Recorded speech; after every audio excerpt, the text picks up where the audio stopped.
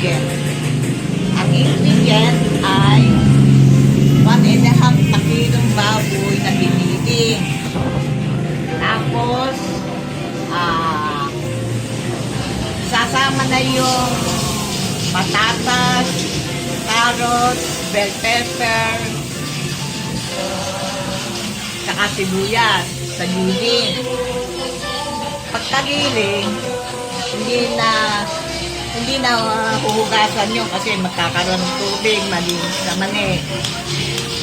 Ngayon, ang mga ingredients, isama mo, meron ng mga patatas. Ang kulang na lang ay paminta, asin, keso, pasas, pickles, itlog, at tasty.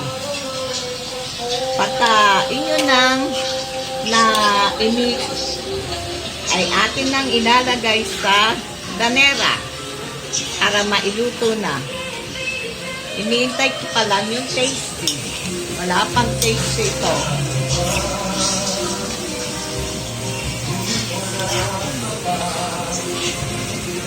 Pagkalagay ng tasty, ating ilalagay dito sa danera.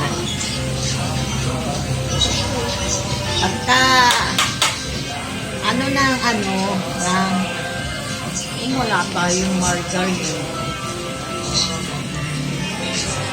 Lalagyan nyo ang danera ng margarine. Ang embutido na lahat ng ingredient na yun naman ay maglalagay ako ng star margarine sa danera. O kaya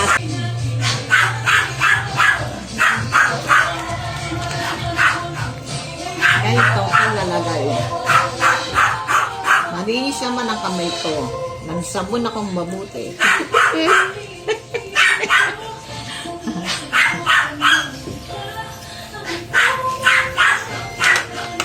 Ganito ang gagawin.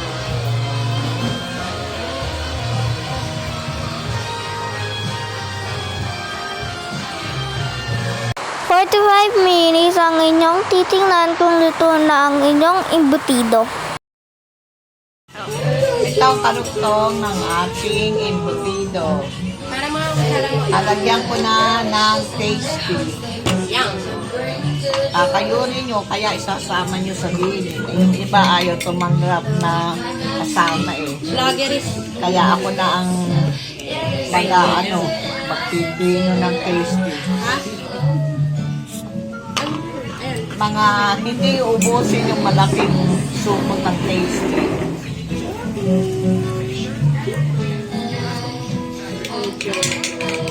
Kailangan pino. Pagkatapos nito, hakayuin maigi. Tsaka natin lalagay sa lamerang merong mantikilya, yung star margarine. Nakalimutan ko video yung pag-mix ni Lola, kaya ito na lang. Na kayo magsalita. Ano yan? Yan, lang ni Lola. Extra pa si Tito. Papantay ninyo sa lamera paglalagay. Sikreto, Lola. Ay, pen? Pag may embutido na yung lanera nyo, tatukpat nyo na siya ng aluminum foil para ito ay maluto, at ito lang din yung parang ginagawa ni ate. Hawakan mo. Ano na tayo ng embutido? O saan ko ilalagay? Lagyan muna natin ng margarine. Ang aluminum foil. Pinakita ko na yung lanera na may embutido sa loob at natakpan na sa aluminum foil. Ay, pinakamay pala ni Lola. Maninis naman ang kamay ko. Nagsabon akong 2 beses.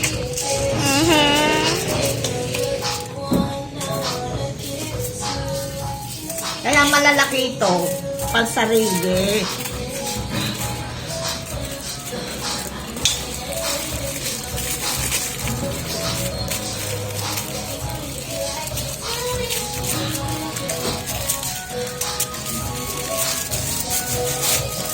Ganyan lang pagbabalot. Kung anong gusto nyong balot, kayo na ang bahala.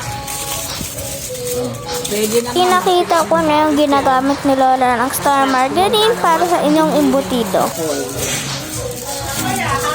I-roll nyo na lang ang inyong imbutido sa aluminum foil. Nakalimutan ko kasi bigyan kaya kulang.